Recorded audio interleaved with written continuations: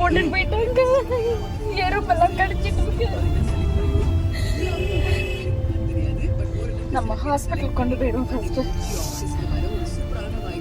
பாப்பா கட்டு.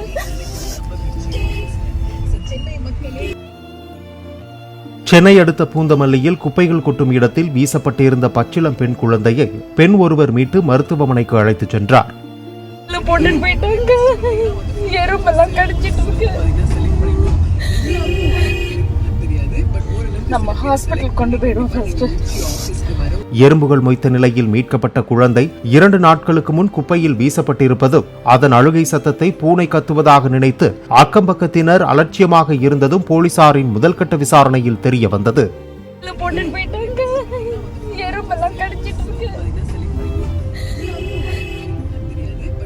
நம்ம ஹாஸ்பிட்டல் கொண்டு போயிடுவோம் ஃபர்ஸ்ட்.